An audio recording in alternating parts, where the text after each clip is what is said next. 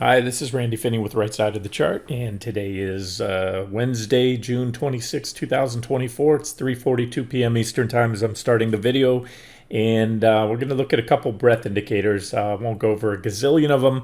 I'm just going to decide to pick out just a handful of the breadth indicators I'm looking at that certainly play into my current outlook on the market. Pretty compelling stuff there. And we're also going to look at revisit one of my volume indicators I've shared many times over the years in the past, including recently.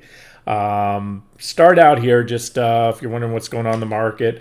Remember, I returned back from vacation over the weekend, and the first post I got out to today, this week on Monday, give you all the index charts. And this is why the market's gone nowhere. This was the S&P 500 chart I got out to you on Monday, saying next sell signal will come on a solid break and or 60-minute close below 543.48. That was support right here. You can see it clearly on that chart following the wedge breakdown. That was Monday, and here we are today, going exactly nowhere but sideways. And I also gave you charts on QQQ, NQ, ES. QQQ did go down, back up, right back to that resistance level there, give or take. I started honing down, as you notice from the 60-minute charts. That's what I first got out to you then.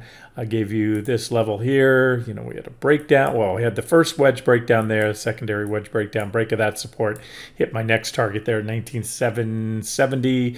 Bounce back up. That was an objective short reentry, as was that one. I said they would be in advance. Hit it there. And so that's how I believe it will continue to play out. It's just moving very slow right now.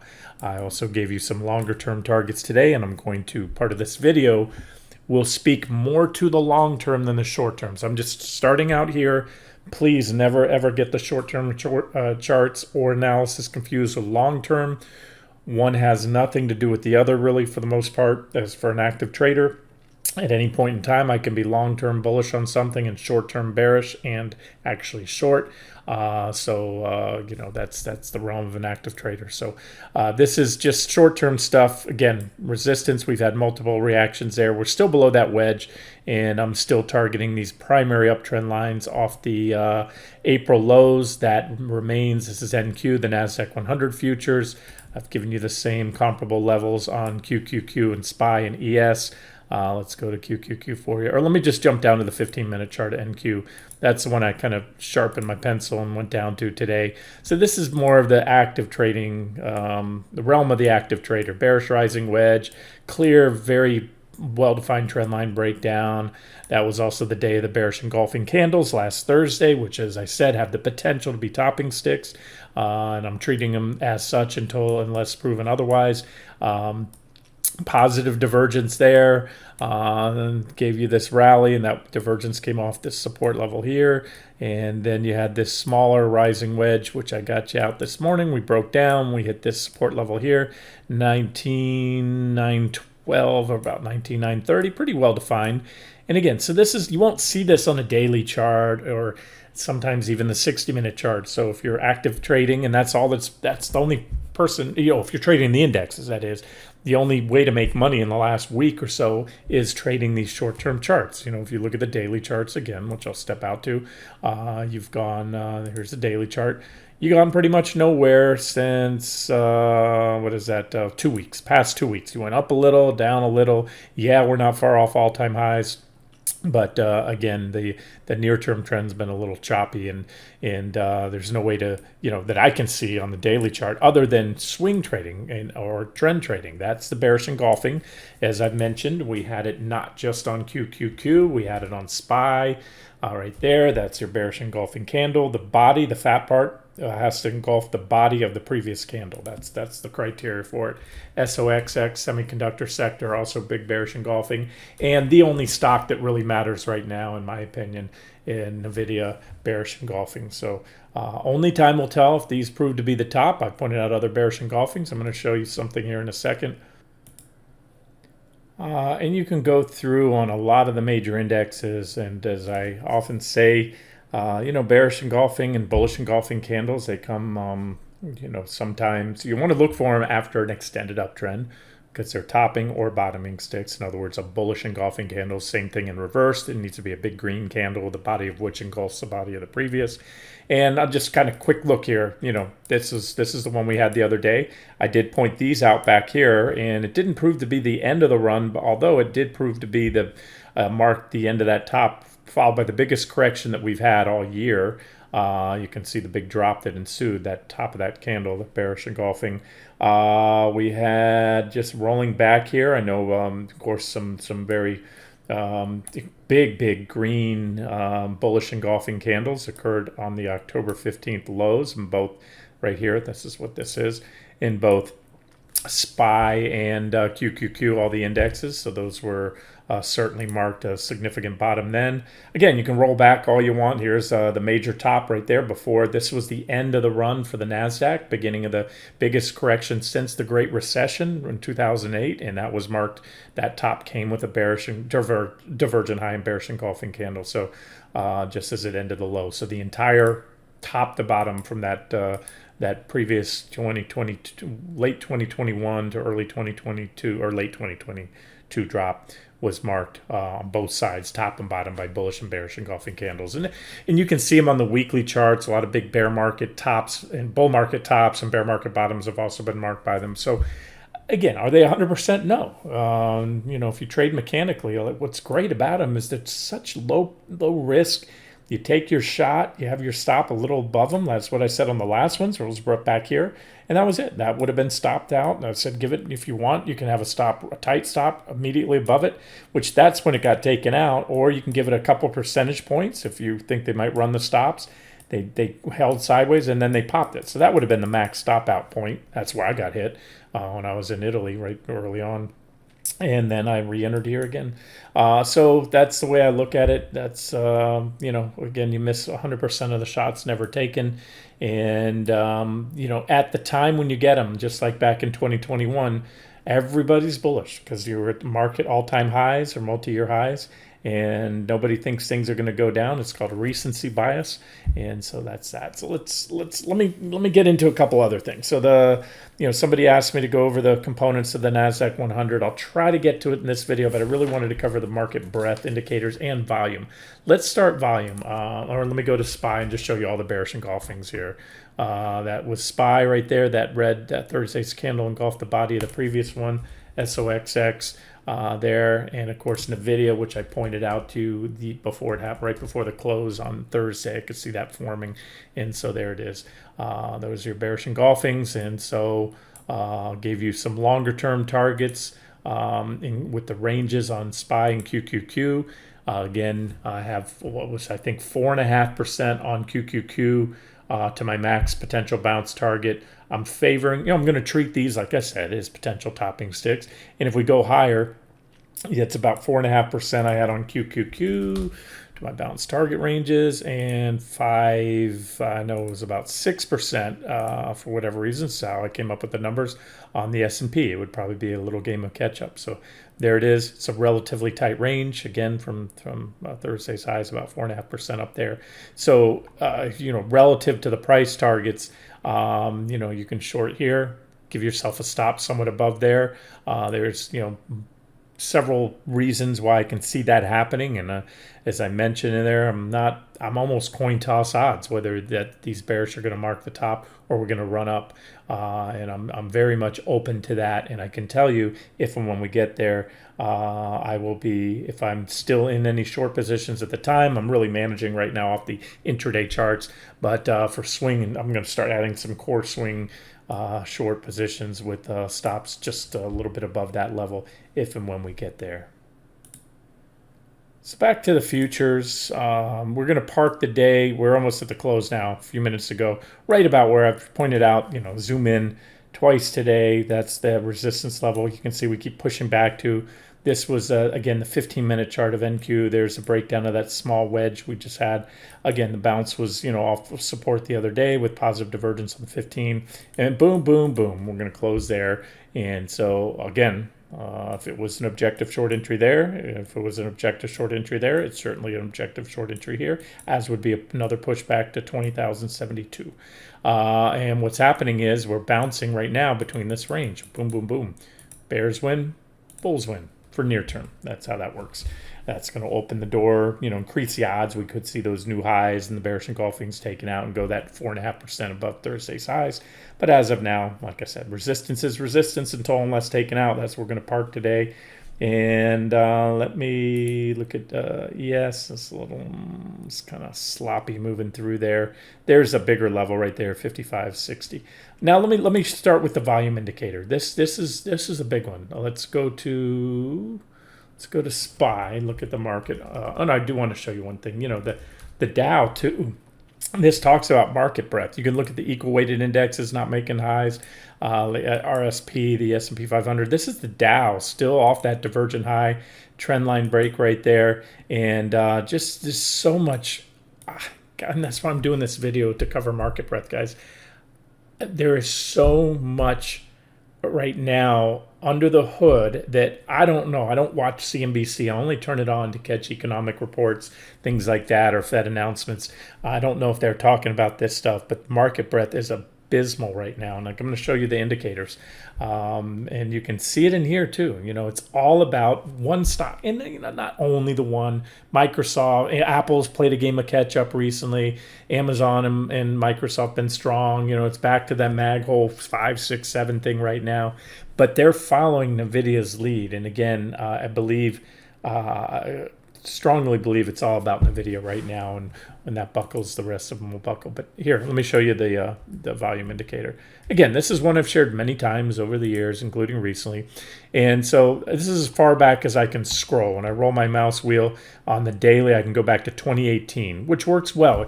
Anything beyond that on a daily chart, or really any chart, you're not going to see much. The market was in a grind up period.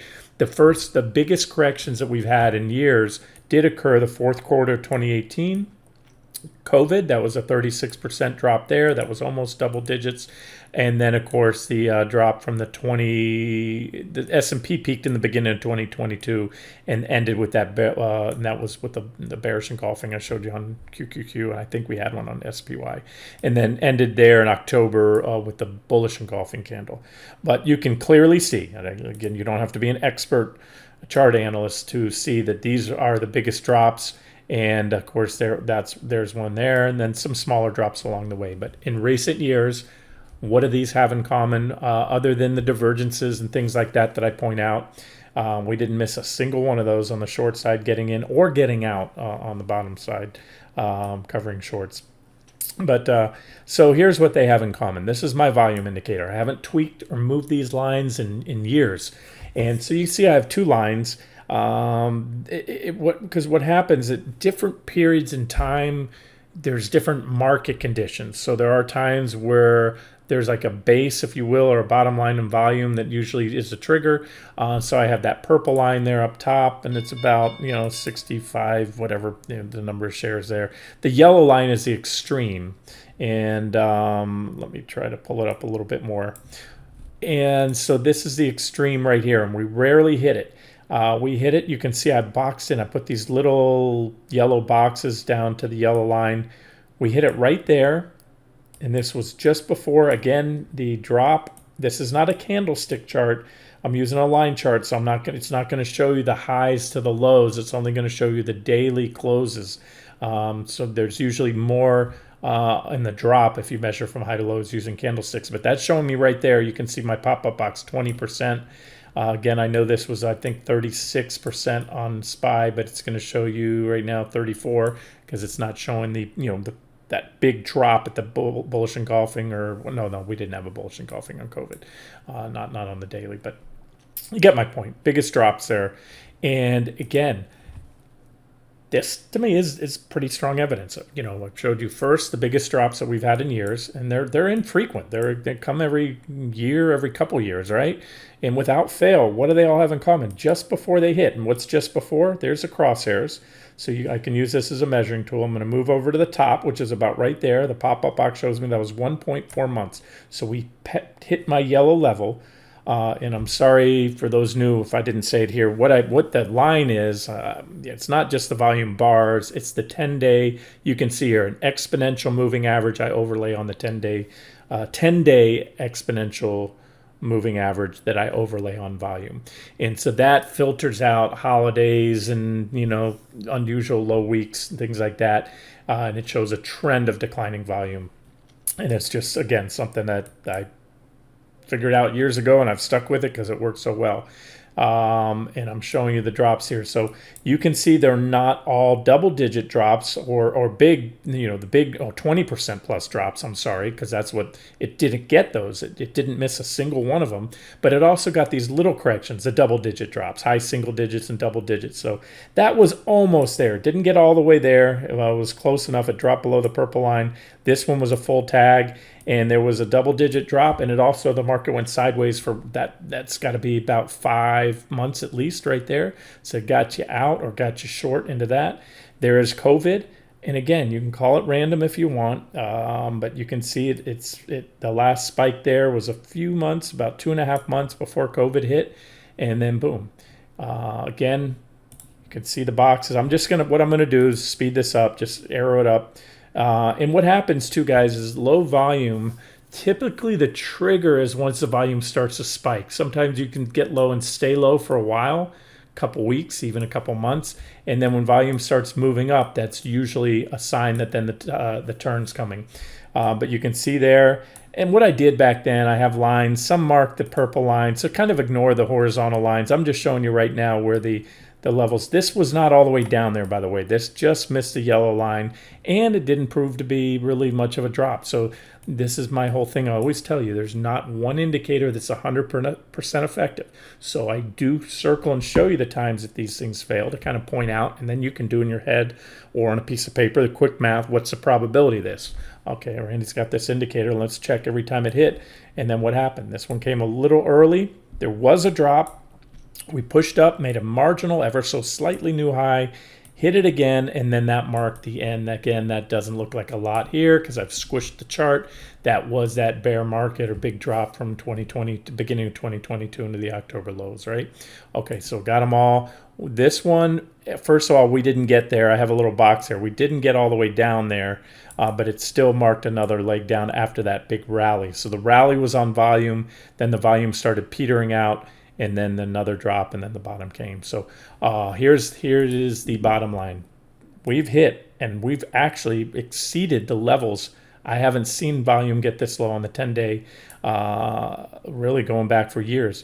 And so the last time we were there was right here. The last time we hit my yellow line, remember this one, you didn't hit it.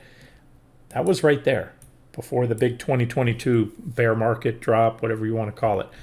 So take that for what it's worth. Oh, and when did you hit it? Remember I told you there's usually a lag time. We hit it, started hitting it about a month, just over a month ago. So we're in that window. Again, it's usually about at least a 1 month lag, a little over that, sometimes a little bit more. And I did point it out to you before I went on vacation. So you have it on QQQ as well. Again, very compelling. Doesn't guarantee a huge drop, but as history shows you, with the exception, I think, of one time on there that we got to this level, and going back to 2018, you had at least a double-digit, very high single-digit or double-digit drop ensued very shortly after. On QQQ, I put it on a different board. There it is. QQQ, I've got the red line and the yellow line. We haven't exceeded the red line. We haven't dropped below the red line since all the way back here. But the last time we hit, here we are. You can see it down here. We just hit the red line. The last time we hit the red line was right there, which was right here, followed by that drop. That was probably about double digits, 10% or so. And it also came before the peak. Remember, the NASDAQ peaked right here where my crosshairs are, November 22nd, I think it was, right there towards the end of November. So that was just about 2.5 months before we hit it there. And then, so again, these aren't exact timing. Oh, there's COVID, right? You had a plunge down, unusually low volume before COVID. So they're not exact timing indicators. It's conditions, guys. It's conditions showing you. And if you look just the basic premise, anybody that's been doing this a long time knows that a rally from a stock or the market that is occurring on abnormally low and declining volume is very much a red flag, a sign of non-confirmation. Translation, what it is probably institutions aren't buying right now, hedge funds, pension funds. This is the kind of the very signature of an end stage. Everybody and their barber and their yard man and everybody's heard about NVIDIA. People that don't even buy stocks are buying NVIDIA right now. And that's what it is. It's mostly NVIDIA. And now they're, buying the big tech stocks. And again, I'm going to show you the breadth indicators. If you say, well, no, Randy, tell me it's a broad-based rally. No, if it's a broad-based rally, why is the Dow, which doesn't have NVIDIA in there, why is the Dow making not even close to new highs yet? Why is the RSP, the equal-weighted S&P 500, which does have NVIDIA but doesn't give it, or Apple or Microsoft, any additional weighting any more than, these, the lower components at the bottom that you probably hadn't heard of. So that's the evidence right there, if you want just a very simple view of what the market breadth is doing. And now I'm going to show you a handful of indicators, and we will wrap the video up. Time permitting, I'll try to get to the big fangs. Somebody did ask me to do that. I'll give you some near-term and short-term targets. I'm just watching the clock. I don't want it to be an hour video. I can always do another one tomorrow. All right, one of my favorites, go to NAAD, NASDAQ advancing versus declining issues. So up top here you have the, let me change my tool color. You've got the NASDAQ 100, that's $NDX is your symbol. And so they can show you right there. This was the Great Recession. That was a 55% plus drop in both the NASDAQ and the S&P 500. May not look like much when you're going, over such a long time period. You can see at the very bottom the year dates, the year hashes, 2002. So this was the tail end of the dot-com bust where the NASDAQ composite itself fell 78%. Yep, let me repeat that. Almost an 80% drop.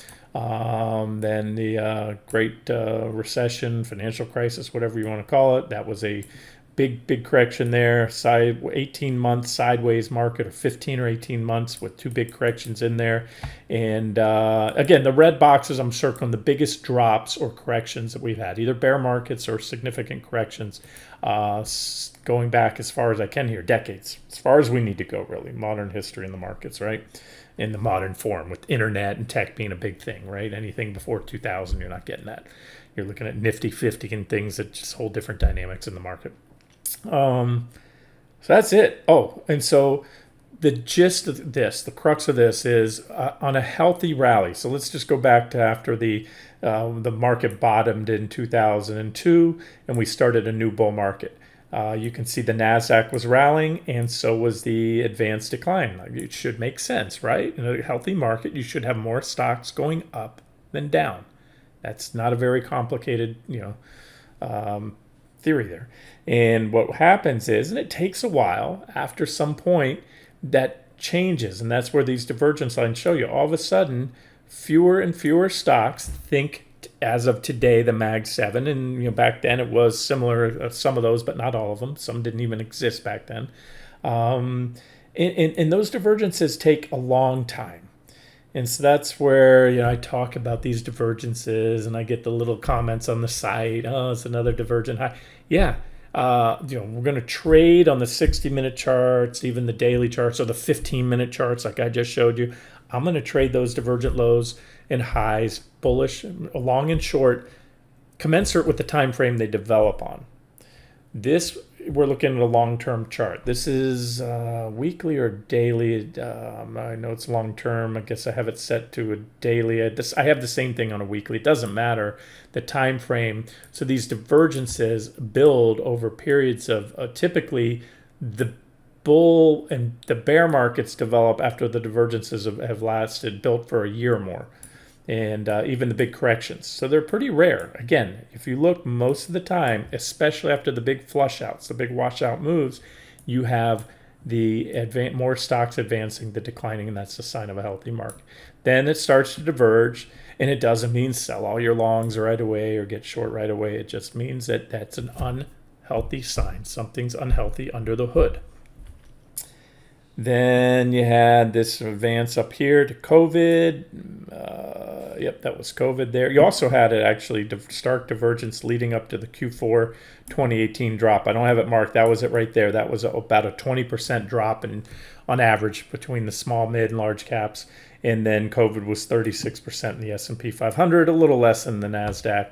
And that was also, you could see we had a flat line here, an increasing index. And then, of course, as I pointed out back at the time, leading up to the 2021 to 2022 drop, clear divergence.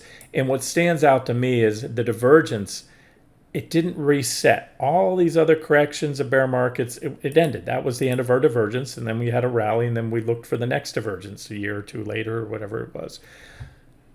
This is one continuous divergence point that started here. It did manifest in the form of a correction, which I still refer to, and you can argue with me however you want, the first leg down in a much longer bear market. If you're measuring the whole universe of stocks, the NASDAQ, or the small caps, mid caps, things that haven't made new highs.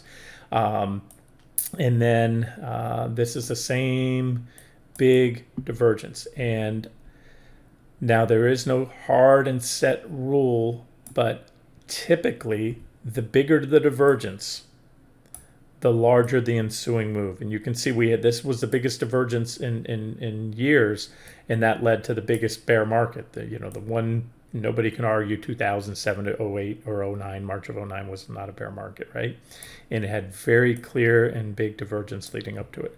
And this is what we have now. So this appears to be just a shot across the bow because we have even bigger divergence. Now, if you want to call it a reset, and that's fine. Again, you can all define whatever you want. You can call this a bear market. You can call this a bull market if you want. Doesn't matter. It's a bull trend. Again, it's an old definition. I've been saying for years. Now I'm hearing others say it. I've been saying for a decade or more. It's an antiquated definition devolved back in probably in the 20s or 30s, being a 20% drop or rise of the index as being a bull or bear market. In this day and age of excessive monetary intervention and fiscal stimulus and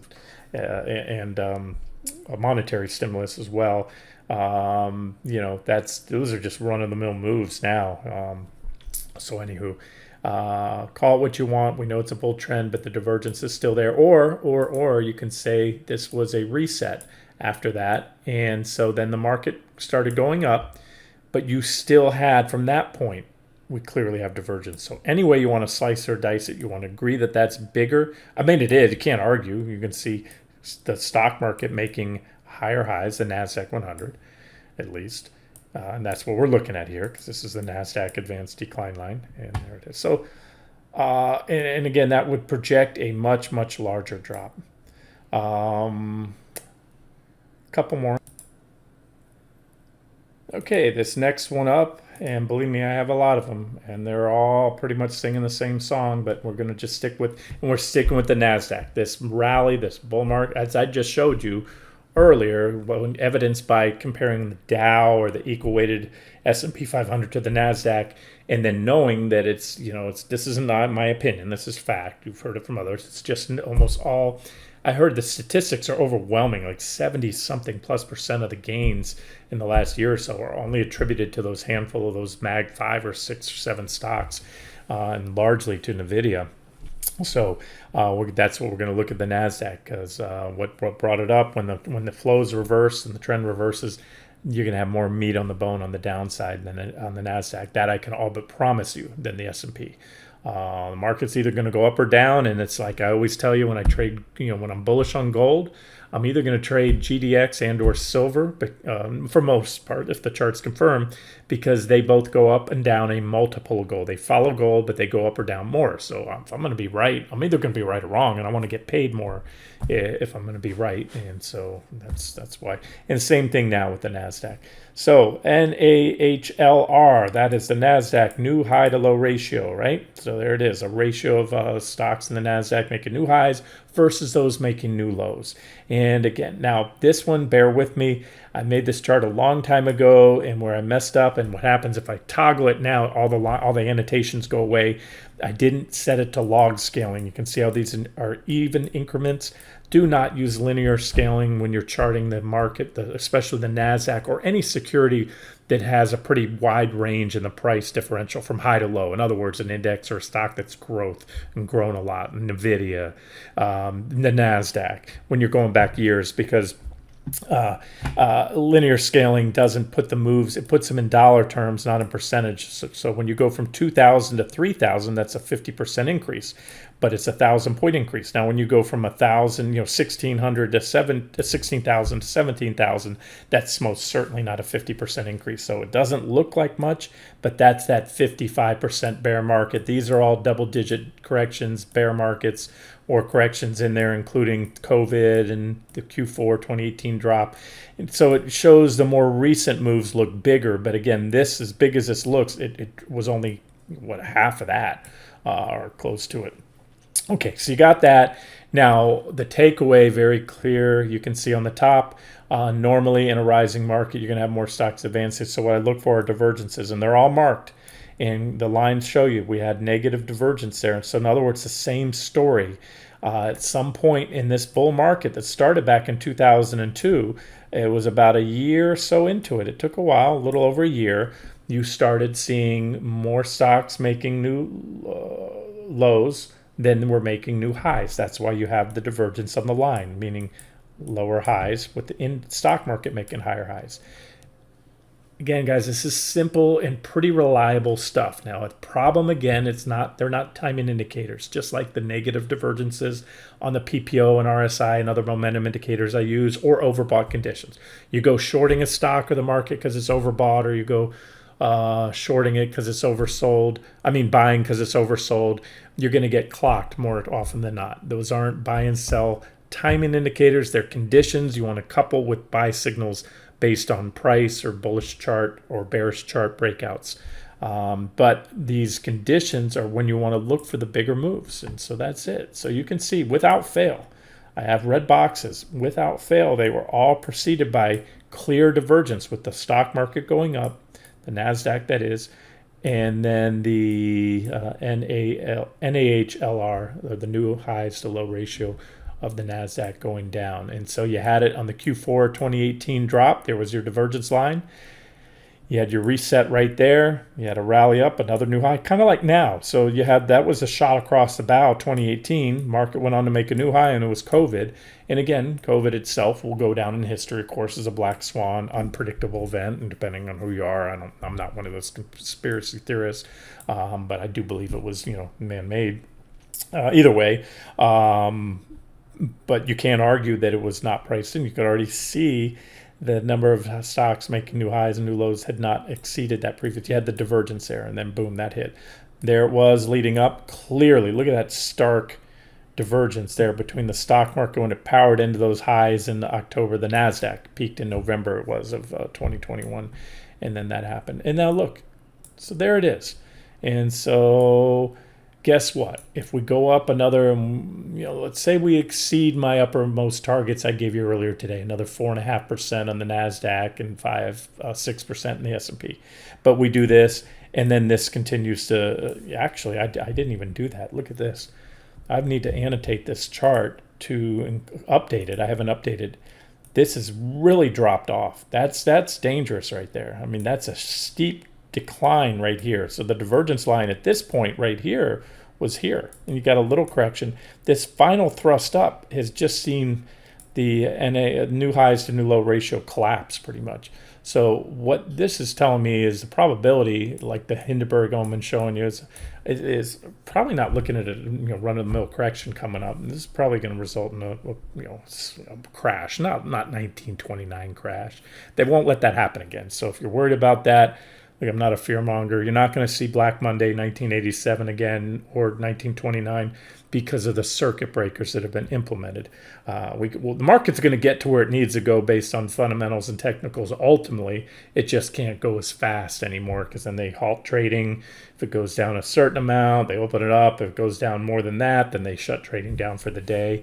And so it's just going to slow the rate. And a couple more. Let's see. So that's pretty clear to me. And again, they're all these breadth indicators are pretty much showing you the same thing. And then one of my favorites here, again shared with you many times, is this one right here. So this is QQQ up top.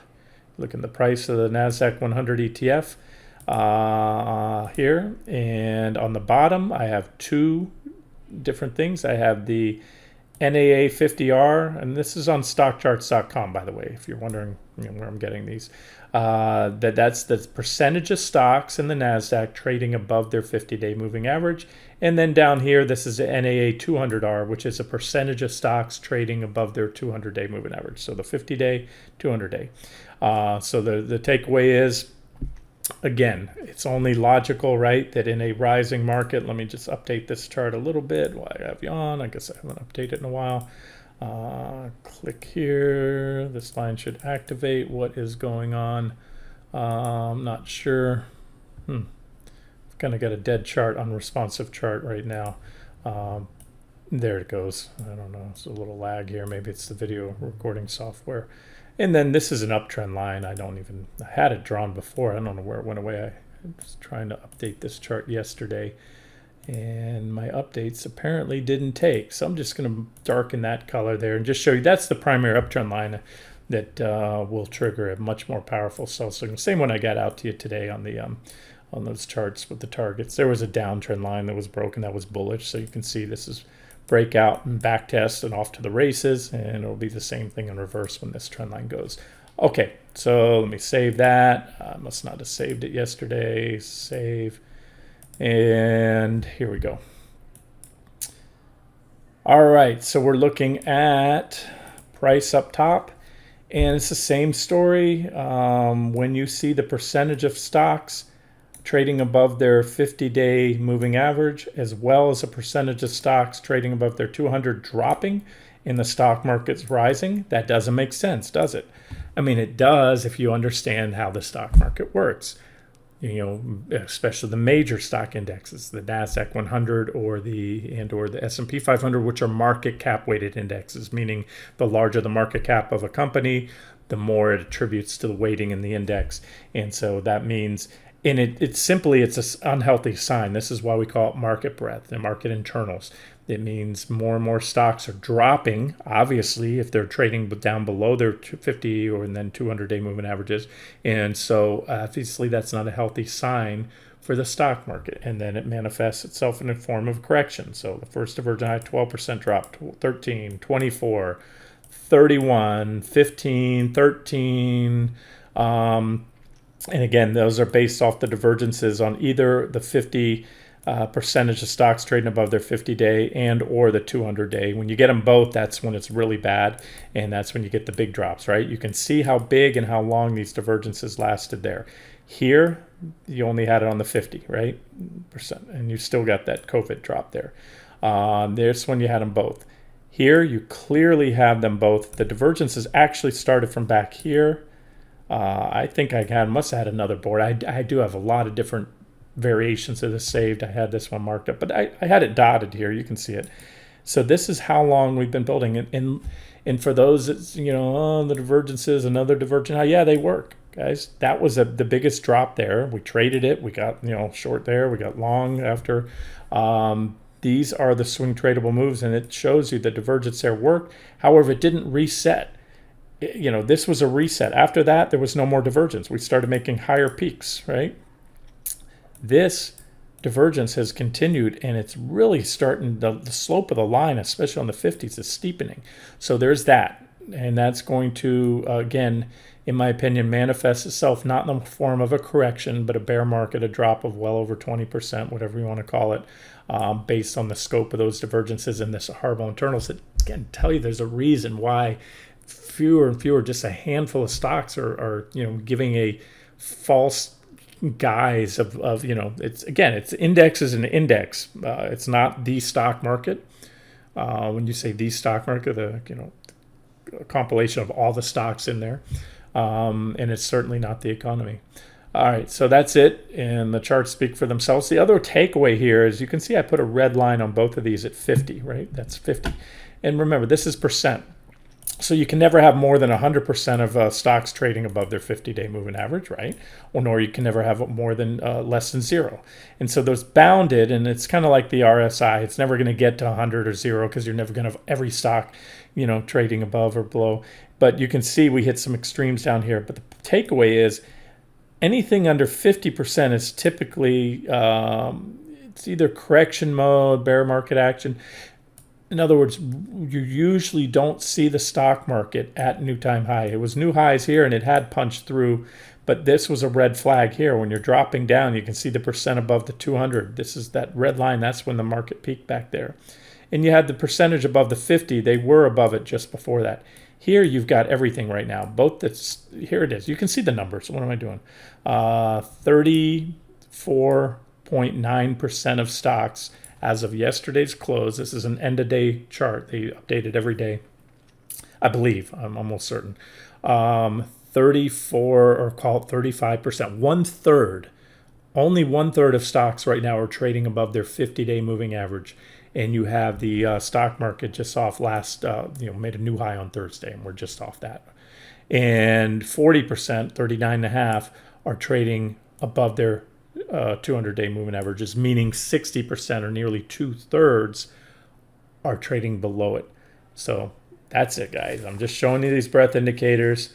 And yep, I've been talking about it for a long time, but it's only gotten worse, not better. So take that for whatever it's worth.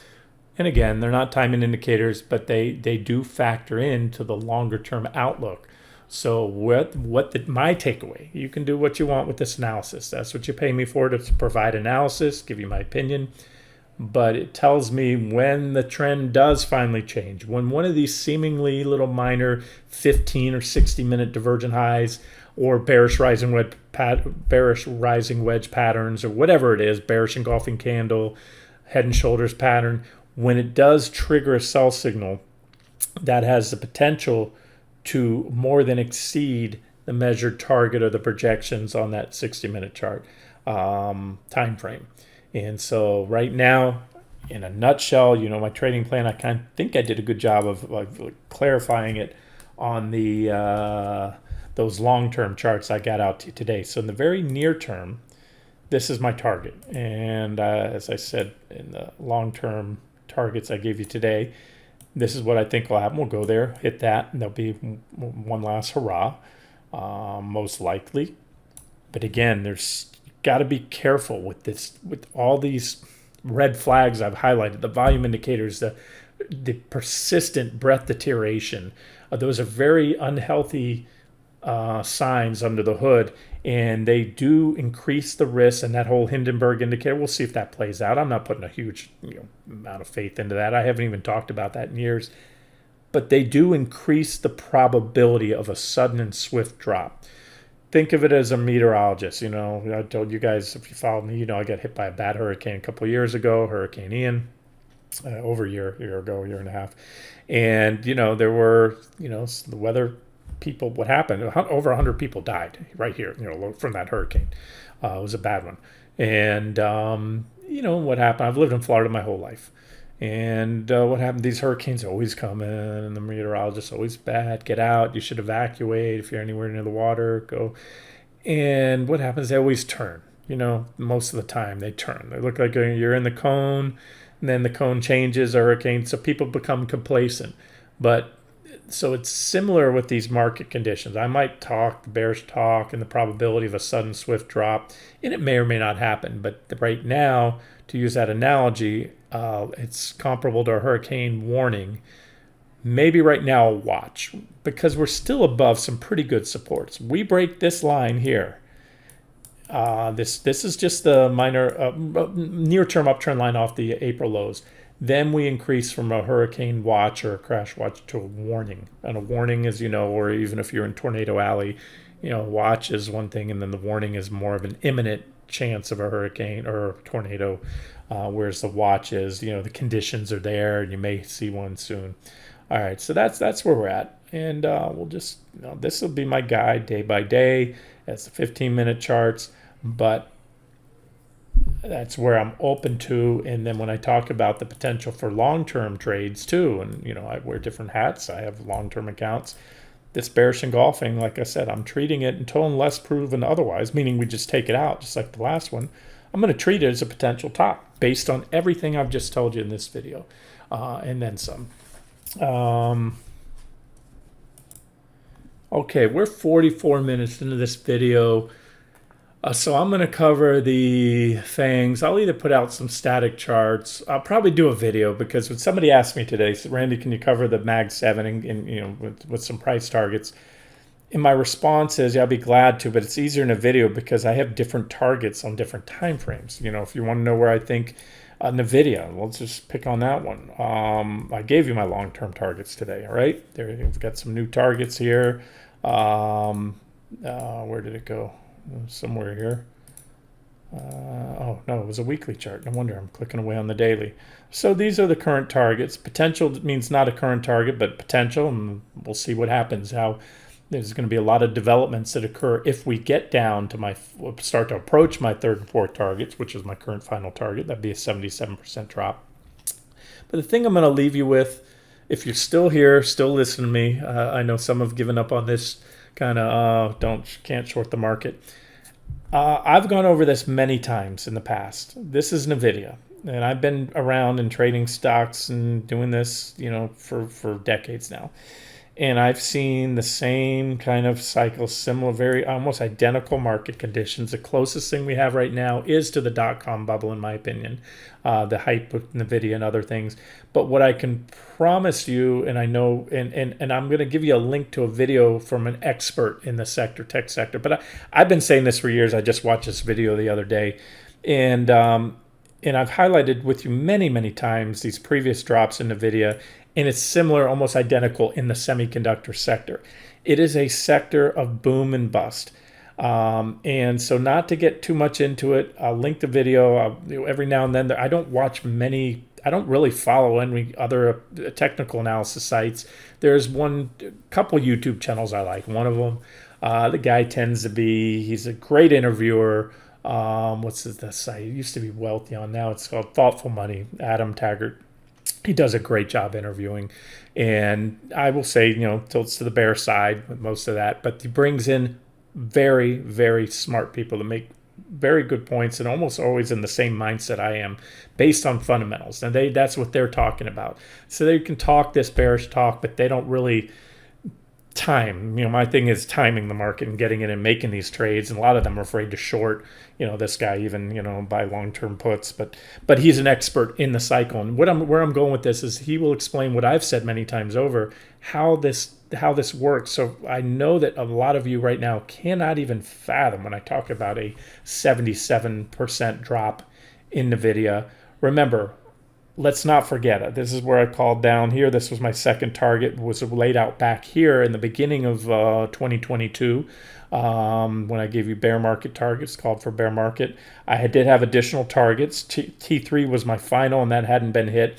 But we reversed here, and we had evidence to cover and go long, and I covered it at the time.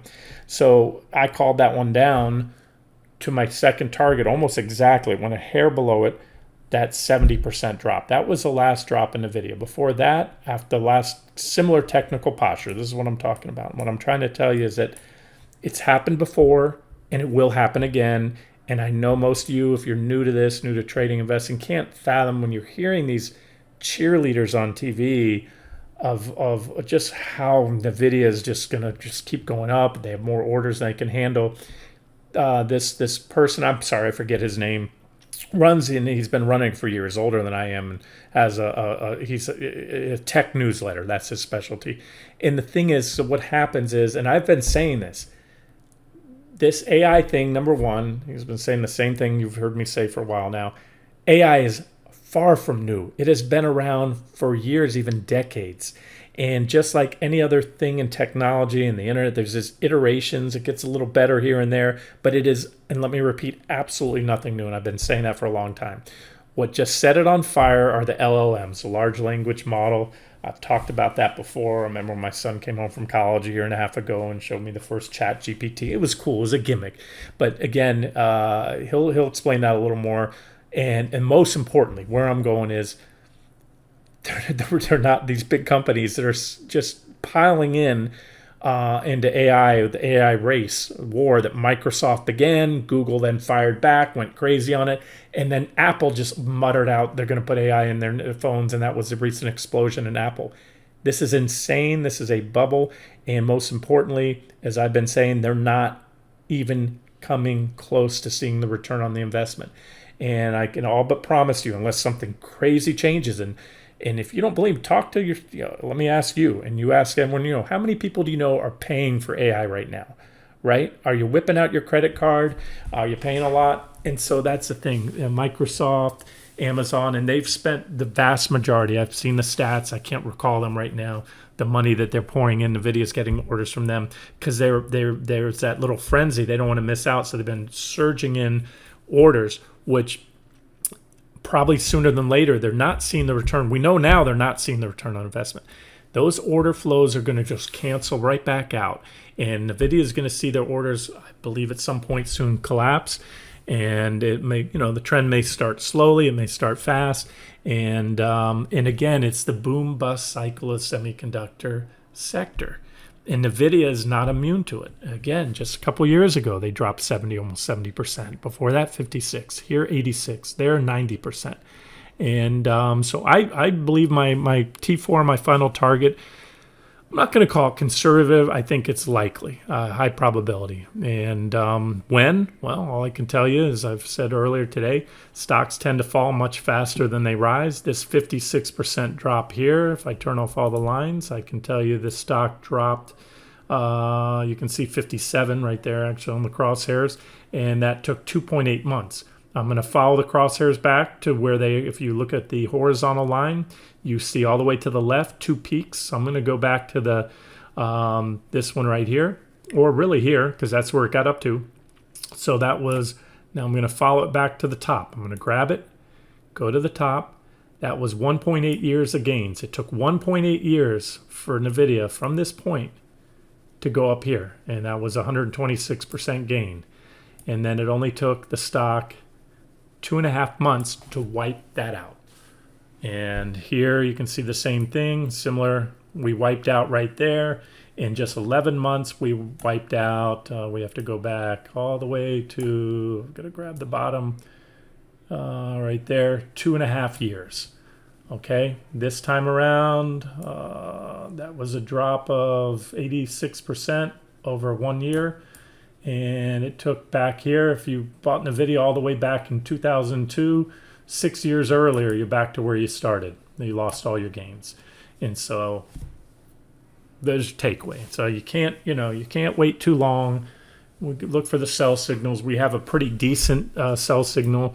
Again, just because this last bearish engulfing didn't prove to be the top, doesn't mean this one can't. It may or may not. We'll only know in hindsight. I just tell you, it has all the makings of it, including a bearish PPO crossover, divergent high. In fact, there's a stronger case now to be made than there was back here, in my opinion. Okay, I'm under the hour mark, but not by a whole lot. Either way, hopefully you enjoyed it. Again, most of what I gave you in here, I started out with some nearby levels, so that's kind of the timing stuff. And the rest of it, factoring in breadth indicators and divergences and things like that, again, kind of to me help paint the bigger picture of where we're going to be going. Once we do get some pretty decent sell signals, especially here on the weekly charts. These are the ones. Forget about the 60-minute charts if you don't want to jump the gun and if you're not an active trader. You look at this primary trend line here, really nice support. There's intersecting support. You break that in NVIDIA, and then you're probably going to go down to those targets that where were they? Got to go back to the weekly chart. That was a daily. So there it is on the weekly. So there it is. Like I said, you break this right here, T1, my first target, which in itself is going to be a 30% drop. But when you break that, then you've broken this primary uptrend line and pretty good price support. Everybody that jumped in after the split, which are retail investors, that's why Warren Buffett, I believe that's the reason he doesn't like stock splits. He's always kept Berkshire, especially Class A, but even B at a high price. You bring in weak, no offense, guys. And I know I'm probably going to offend people. That's not my point here. But the Robinhood traders of the world, if you're new to this, you're starting out. I mean, I think this is a great resource to learn technical analysis, trading skills. But retail traders tend to be hot money, meaning they're weekend. They get shaken out. They tend to pile in at the tops. They buy late in the cycle. They usually buy the tops or close to it, and then they tend to get out pretty quick. So where I'm going with that is you look at my daily chart and you look at the levels I've given you on NVIDIA right here. Here's the 10-to-1 stock split right here. and this is price support, right? And there's a trend line there. So when we break that, everybody, and these are those, the retail traders that didn't have the money to buy NVDA when it was 10 to 1 over 1,000 a share, but they had enough money now to buy a share or 5 shares or whatever when the stock went down to 115 from the 10 to 1 stock split, right? And so when they start seeing their account going underwater, they're going to sell. It's going to be a quick swoon down here to my, target here at about 96.23, and then that uptrend line, which should be, again, I think that takes us to that first target I gave you on the weekly chart. Okay, so let me end it here. 55 minutes. Remember, you can always hit the fast forward button, go to the settings icon on any YouTube video, including these. I play it back. I watch them at 1.5 to 1.75 speed usually, and that gets you through them a little quicker. And you can always stop it and put it back to regular speed if you miss something. All right, this has been Randy Finney with Right Side of the Chart. Have a great day.